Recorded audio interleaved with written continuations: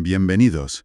Hoy viajamos al Japón de 1800 para examinar una obra ilustrada muy influyente, el Ehon Nankoki. Tenemos extractos que nos hablan de este libro, una creación conjunta, del escritor Yamadano Kakashi y del artista Hayami Shunjosai. Sí, una obra importante. Y es una serie de 7 volúmenes, ¿verdad?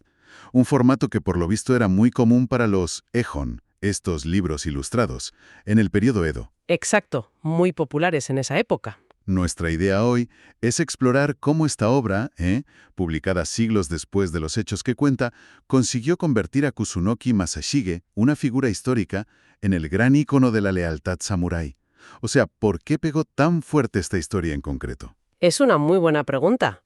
Y para empezar a responderla, yo creo que es clave entender qué eran estos Ehon en la sociedad Edo.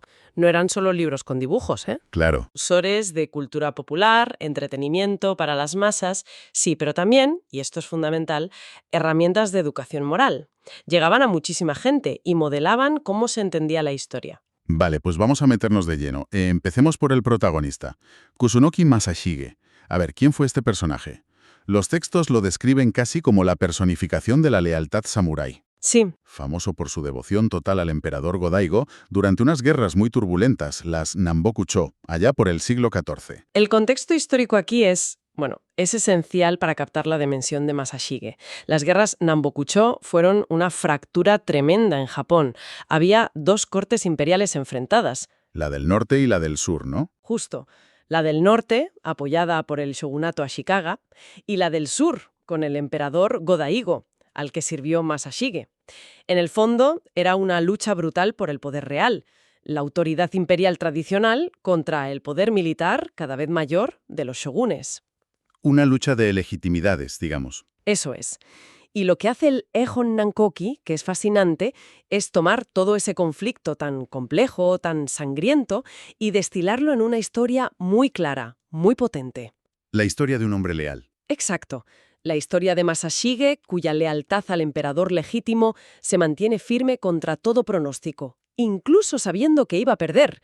Es transformar la política compleja en un ejemplo moral, así, rotundo. Los materiales que manejamos subrayan dos pilares de su leyenda. Uno, el que comentas, esa lealtad inquebrantable. Una fidelidad al emperador sin fisuras, heroica, a pesar de estar casi siempre en inferioridad. Sí, total. Y el segundo, cómo se le interpreta, ¿no?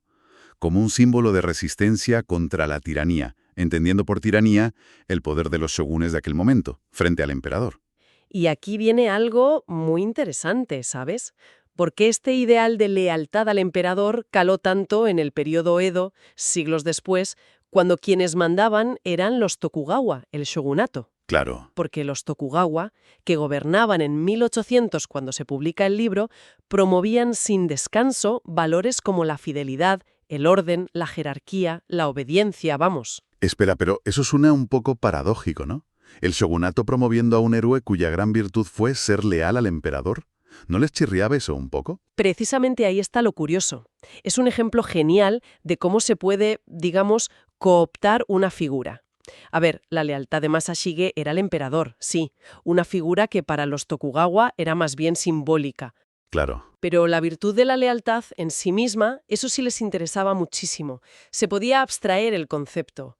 Al promover la historia de Masashige, reforzaban la idea general de obedecer, de sacrificarse por un superior legítimo. Ah, vale. Un valor que les venía de perlas para mantener su propio sistema.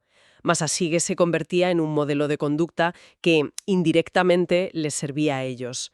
Usar una figura histórica potente para sus propios fines, básicamente. Entendido, entendido. Pero la obra no solo lo pinta como un leal servidor, también se recalca que era un estratega militar brillante, muy astuto. Aquí la historia se pone, bueno, más épica todavía. Sí, sí. Los textos hablan de sus tácticas de guerrilla que eran como muy innovadoras para la época.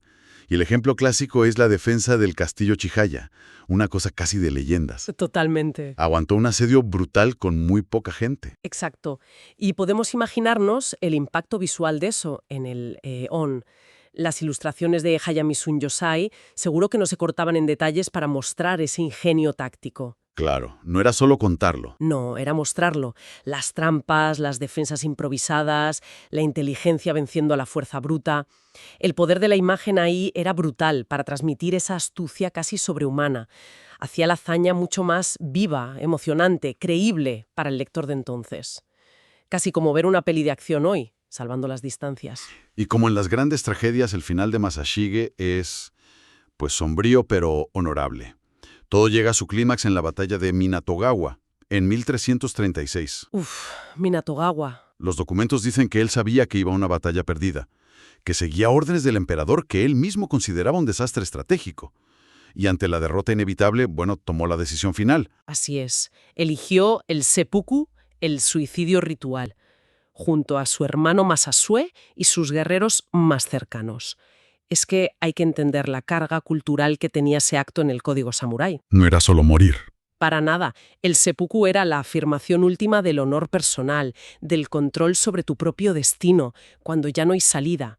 Era demostrar pureza de intenciones, sacrificio total por tu señor o tu causa, rechazar la deshonra de ser capturado. Ya. El Eon Nankoki, vamos, seguro que presentaba este momento no como un fracaso, sino como la culminación de su integridad, el sello final que lo confirmaba como héroe y mártir de la lealtad, la muerte que validaba su vida entera. Cambiemos un poco el foco ahora, si te parece. Hablemos de los creadores de esta versión de la leyenda en 1800. El artista Hayami Shunjosai vivió entre 1767 y 1823. Sí. Estuvo activo en Osaka y Kioto, que eran centros culturales importantísimos en el Japón Edo. Los materiales dicen que se formó con maestros conocidos del grabado, de la ilustración. Incluso se habla de una posible conexión con Maruyama Okio, un pintor muy influyente. Estaba en el meollo, sí. Y Shunjosai se hizo un nombre en un género concreto que estaba pegando fuerte, los Ehon Yomihon. Ajá. ¿Qué eran exactamente? Eran distintos de los Ehon más antiguos. Seguían siendo novelas ilustradas, pero con textos mucho más largos, más elaborados, con más ambición literaria. Y Shunjosai fue clave en popularizar este formato. Su estilo, sobre todo en obras de guerreros como Ehon Nankoki, dicen que era muy dinámico, con mucha energía. Y detallista. Muchísimo. Ponía un cuidado tremendo en los detalles. Las armaduras, las armas, las caras en combate, las tácticas en los asedios, todo. Pero, ¿era fiel a la historia? O sea, ¿era preciso? Ahí está el kit de la cuestión. Su meta no era la precisión histórica como la entendemos hoy. Él era un narrador visual. Claro. Se tomaba libertades artísticas a propósito para potenciar el drama, la emoción, la claridad del mensaje. Si tenía que exagerar una batalla para mostrar el valor de Masashige, lo hacía. Si necesitaba inventar un detalle visual para resaltar su ingenio, pues también.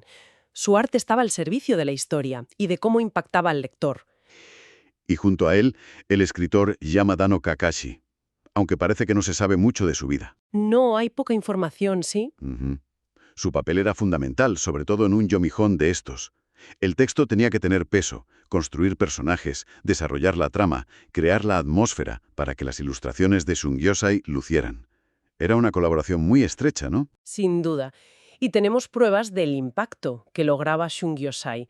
Hay estudios que muestran cómo su trabajo en otras historias famosas, como el Chushingura, la de los 47 Ronin, Ah, sí, claro. consiguió que la gente de la época viera esas historias casi como la verdad histórica literal, aunque estuvieran dramatizadas. Vaya.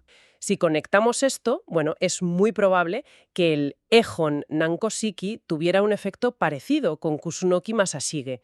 Las imágenes tan potentes de Shungyosai, unidas al texto de Kakashi, no solo contaban una historia, estaban activamente moldeando la memoria colectiva, fijando a la imagen de Masashige como el héroe leal definitivo. ¿Y los editores también jugarían su papel? Claro, los editores como Fushimiya Hansaburo en Kioto o Kawachiya Mohei en Osaka, que se mencionan asociados a Shungyosai, eran piezas clave en la maquinaria que llevaba estas narrativas a miles y miles de lectores. Entonces, si juntamos todo, tenemos un héroe histórico, lealtad, astucia, sacrificio honorable, convertido en leyenda.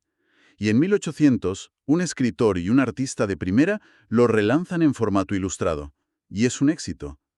Recapitulando un poco, ¿cuál era el propósito final? el impacto real de publicar Egeon Nankoki justo en ese momento. Pues yo creo que podemos verlo desde varias ópticas, que además están conectadas. Primero, y es lo más obvio, funcionaba como una herramienta potentísima de educación moral. Enseñar valores. Exacto. Pero no en abstracto, sino con ejemplos vivos. El Ejon Nankoki inculcaba en la gente, y no solo en samuráis, también en comerciantes, artesanos, los valores que el régimen Tokugawa consideraba clave. Fidelidad a tope, valor, sacrificio personal por un ideal, rectitud. Masashige era el modelo. Su historia era una lección de civismo tal como lo entendían.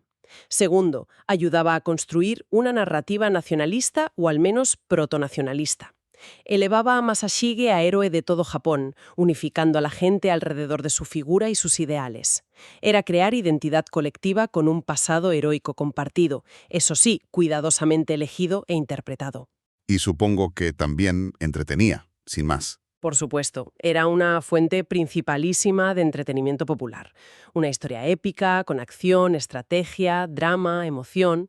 Las ilustraciones de Shun Yosai eran espectaculares y hacían la lectura súper atractiva, muy visual. Enganchaba a la gente. Y finalmente, mirándolo hoy, esta edición del Ejon Nankoki es un documento cultural de primera. Nos abre una ventana a cómo se interpretaba, se visualizaba y se consumía la historia en el Japón Edo. La relación texto-imagen. Fundamental. Es un testimonio de esa simbiosis, de cómo esa colaboración era esencial para transmitir ideas complejas y valores a un público enorme. El éxito y la duración de la obra vienen de ahí, de esa fusión magistral entre la pluma de Kakahashi y el pincel de Shun Yosai.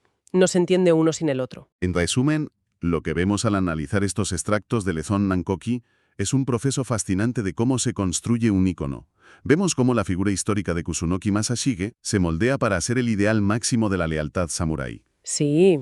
Se destaca su devoción, ¿sí? Pero también su inteligencia táctica, y se le da una importancia enorme a la nobleza de su sacrificio final en Minatogawa. Y todo esto, bueno, cobra vida y llega a todo el mundo gracias al talento combinado de Yamada no Kakashi y sobre todo del artista Hayami Shun Yosai. Su trabajo en 1800 fue clave para grabar esta versión de la leyenda en la mente de la gente del Japón Edo. Y esto nos lleva a una última reflexión, quizá algo para darle una vuelta. Hemos visto la habilidad tremenda de artistas como Shun Yosai para crear imágenes que impactan, que se quedan grabadas, que fijan la historia en la memoria colectiva, aunque se tomaran libertades con la precisión histórica. Claro. Esto nos hace preguntarnos, en cómo se formó la memoria popular sobre figuras como Masashige, hasta qué punto en la narración visual esa imagen potente, directa, emocional, pudo ser incluso más decisiva, más influyente a largo plazo que el propio texto escrito. Interesante. Cómo condiciona la manera en que vemos la historia, a través del arte, de las ilustraciones, nuestra comprensión más profunda de esa misma historia y de sus protagonistas. Es una cuestión abierta, creo, sobre el poder inmenso de la imagen en cómo construimos y recordamos nuestro pasado.